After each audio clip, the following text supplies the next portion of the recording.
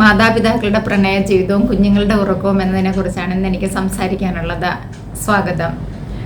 കുഞ്ഞുങ്ങളെ ഉറക്കുന്നതിൽ നമ്മുടെ നാട്ടിൽ എത്ര കാലം മാതാപിതാക്കളുടെ കൂടെ ഉറക്കണം എന്ന ചോദ്യത്തിന് ഇവിടെ ഉത്തരം പറയാൻ ഒരു ഗവൺമെൻറ് ഏജൻസിയും ഇല്ല എന്നതാണ് സത്യം. ബാലാവകാശ കമ്മീഷന് അതിനെന്തെങ്കിലും ഉത്തരവുണ്ടോ എന്ന് എനിക്കറിയില്ല. ഒരു ഗൈനോക്കോളജിസ്റ്റും ഒരു പീഡിയാട്രീഷ്യനും അതിനെക്കുറിച്ച് സംസാരിക്കുന്നുണ്ടോയെന്നോ എനിക്കറിയില്ല. കുട്ടികൾ മാതാപിതാക്കളുടെ കൂടെ കടന്നുറങ്ങുന്നത് കൊണ്ടുണ്ടാകുന്ന കുറച്ച് കുഴപ്പങ്ങൾ ഓരോ കൗൺസിലിംഗ് സെൻ്ററുകളിലും എത്താറുണ്ട് എന്നുള്ളത് സത്യമാണ്. അപ്പോൾ നമ്മൾ എത്ര കാലം കുഞ്ഞുങ്ങളെ മാതാപിതാക്കളുടെ കൂടെ കടത്തി ഉറക്കണം എന്നത് കുറച്ചുകൂടെ ഉറക്കെ ചിന്തിക്കേണ്ട ഒരു വളരെ ഗൗരവമുള്ള കാര്യം തന്നെയാണ്. 2 വയസ്സ് വരെ, 3 വയസ്സ് വരെ, 5 വയസ്സ് വരെ എന്നൊക്കെ പലരും പലതും പറയാറുണ്ട്. കല്യാണത്തിൻ്റെ തലേ ദിവസമാണ് ചിലരൊക്കെ മാതാപിതാക്കളുടെ ബെഡിൽ നിന്ന് എഴുന്നേറ്റ് പോകുന്നത്. കുട്ടികളുടെ കാര്യത്തിൽ കൂടുതലും ഇൻഫ്ലുവൻസ് ചെയ്യപ്പെടുന്നത് നമ്മുടെ നാട്ടിലെ ഈ ഗ്രാൻഡ് പാരൻസിൻ്റെ വാക്കുകളാണ്. കാരണം അവർ പറയും, ഞങ്ങൾ കുഞ്ഞുങ്ങളെ വളർത്തി ശീലമുണ്ട്, ഞങ്ങൾക്കറിയാം കുഞ്ഞുങ്ങളെ എങ്ങനെയാണ് വളർത്തേണ്ടത് എന്നൊക്കെ അവർ പിടിവാശി പിടിക്കും. അതുകൊണ്ട് ഈ ചെറുപ്പക്കാരായ മാതാപിതാക്കൾക്ക് പലപ്പോഴും കുഞ്ഞുങ്ങളുടെ വളർത്തുന്ന കാര്യത്തിലും കടത്തി ഉറക്കുന്ന കാര്യത്തിലും കൂടുതലൊന്നും ചിന്തിക്കാനോ പ്രവർത്തിക്കാനോ പറ്റിയെന്ന് വരില്ല. അഥവാ ഈ ചെറുപ്പക്കാരായ മാതാപിതാക്കൾ കുഞ്ഞുങ്ങളെ മാറ്റിക്കിടത്തുകയാണെങ്കിൽ ഈ ഗ്രാൻഡ് പാരൻസ് അവരെ വഴക്ക് പറയാനും സാധ്യതയുണ്ട്.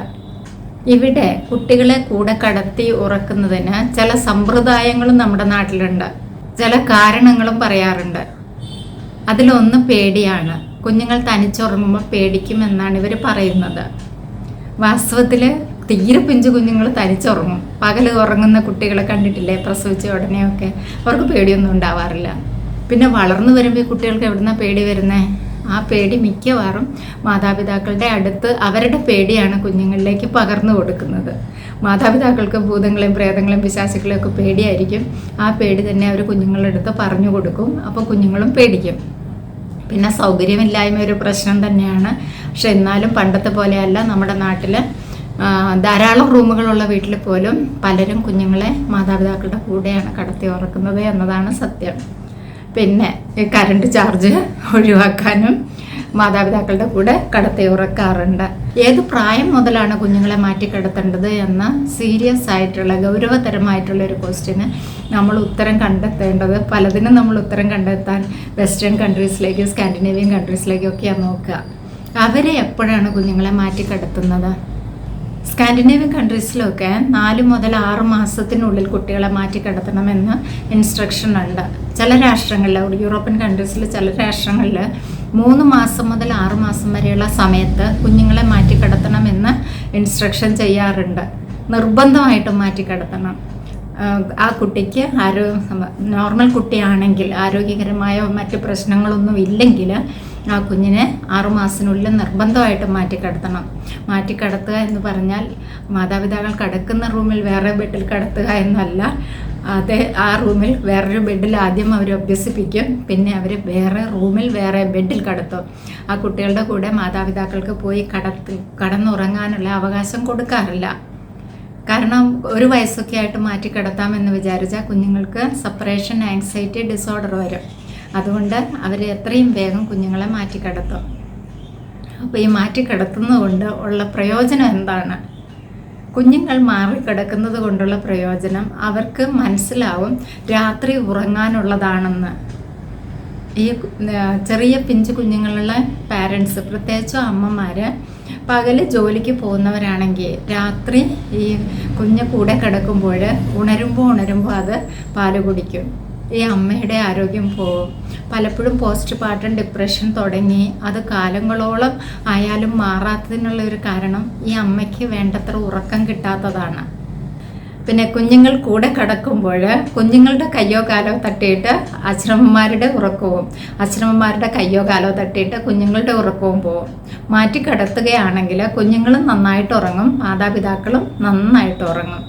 പകല് ഭക്ഷണം കഴിക്കുകയും ചെയ്യും. കുഞ്ഞ് രാത്രി ഭക്ഷണം കഴിക്കുന്നത് 10-15 ദിവസം കൊണ്ടൊക്കെ അത് ഭക്ഷണം കഴിക്കുന്നത് മാറ്റാമെന്നാണ് ഈ രാജ്യങ്ങളെല്ലാം പറയുന്നത്.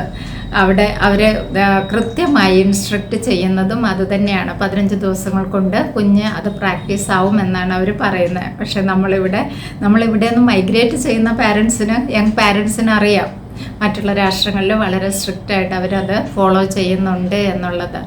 ഇവിടെ ഏറ്റവും വലിയ ബെനിഫിറ്റ് എന്ന് പറഞ്ഞാൽ, ഏറ്റവും വലിയ നല്ലതെന്ന് പറഞ്ഞാൽ, ചിലർക്കൊക്കെ 1 വയസ്സ് 1.5 വയസ്സ് മുതലുള്ള ഓർമ്മകൾ ഉണ്ടാവും. പലപ്പോഴും കുഞ്ഞുങ്ങൾ സെക്ഷുവാലിറ്റിക്ക് എക്സ്പോഷർ ചെയ്യപ്പെടുന്നത് ഈ പാരൻ്റൽ സെക്ഷൽ അഫെയർ ആണ് എന്നുള്ളത് സത്യമാണ്.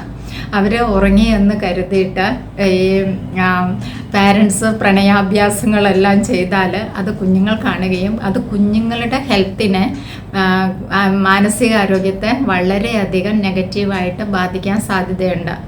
അതുകൊണ്ട് കുഞ്ഞുങ്ങളെ എത്രയും വേഗം വേറൊരു ബെഡിലെങ്കിലും കടത്തി ഉറക്കാനുള്ള ഒരു നമ്മൾ തന്നെ ഇവിടെ ഇതിനൊക്കെ തീരുമാനങ്ങൾ എടുക്കേണ്ടിയിരിക്കുന്നു. കാരണം ഞാൻ പറഞ്ഞു, നമ്മുടെ നാട്ടിലെ ഗവൺമെൻറ് അതിനെക്കുറിച്ച് കൂടുതലൊന്നും ആലോചിക്കുന്നില്ല ഇപ്പോഴും. കുഞ്ഞുങ്ങളെ മാറ്റി കിടത്തുന്നത് കൊണ്ട് കുറേ ഗുണങ്ങളുണ്ട്. അതായത് അവർ വേറെ റൂമിൽ കിടക്കുമ്പം ഏറ്റവും ഇമ്പോർട്ടൻ്റ് ആയിട്ടുള്ളത് ഈ യങ് പാരൻസിന് അവരുടെ പ്രണയ ജീവിതത്തിന് യാതൊരു കുഴപ്പവും വരില്ല എന്നുള്ളതാണ്. ഈ കുട്ടികൾ കൂടെ കിടക്കുന്നത് കൊണ്ട് അവർക്ക് ഈ പ്രണയ ക്രീഡകളൊന്നും ചെയ്യാൻ പറ്റാത്തത് കൊണ്ടുള്ള ഫ്രസ്ട്രേഷനും ദേഷ്യവും ഒക്കെ പലപ്പോഴും കുടുംബജീവിതത്തെ വളരെയധികം മോശമായിട്ട് ബാധിക്കും. അതൊന്ന്. 2, കുട്ടികൾ ഇത്തരം രതിക്രീഡകൾക്കൊന്നും എക്സ്പോഷർ ചെയ്യാതിരിക്കുന്നതാണ് ഏറ്റവും നല്ലത്. കാരണം അങ്ങനെ ചെയ്യുന്ന പക്ഷം, അങ്ങനെ ഉണ്ടാകുന്ന പക്ഷം അവരുടെ മാനസികാരോഗ്യത്തെ അത് കൂടുതൽ ബാധിക്കാൻ സാധ്യതയുണ്ട്. മറ്റൊരു കാര്യം എന്താണെന്ന് വെച്ചാൽ, അവരുടെ റൂം, അവരുടെ ബെഡ്, അവരുടെ കളിക്കോപ്പുകൾ, അതിനോടൊപ്പം അവർ ഉറങ്ങുമ്പോൾ അവർക്ക് ഒരു സ്വതന്ത്ര വ്യക്തിയായിട്ട് വളർന്നു വരാനുള്ള സാഹചര്യങ്ങൾ കൂടുതലാണ്. ശ്രദ്ധിക്കേണ്ടത്, നമ്മൾ കുഞ്ഞുങ്ങളെ വേറെ റൂമിലോ വേറെ ബെഡിലോ ഒക്കെ കിടത്തി ഉറക്കുമ്പോൾ ഏറ്റവും ശ്രദ്ധിക്കേണ്ടത് കുഞ്ഞുങ്ങൾക്ക് മൊബൈൽ ഫോൺ കൊടുത്തു വിടരുത് എന്നുള്ളതാണ്. ചെറിയ കഥാപുസ്തകങ്ങളൊക്കെ വായിക്കാൻ കൊടുക്കുക, അവരുടെ ടോയ്സിനെയൊക്കെ കെട്ടിപ്പിടിച്ചുകൊണ്ട് കിടക്കാൻ ശ്രമിക്കുക, അവരെ പ്രേരിപ്പിക്കുക, അതൊക്കെയാണ് വേണ്ടത്.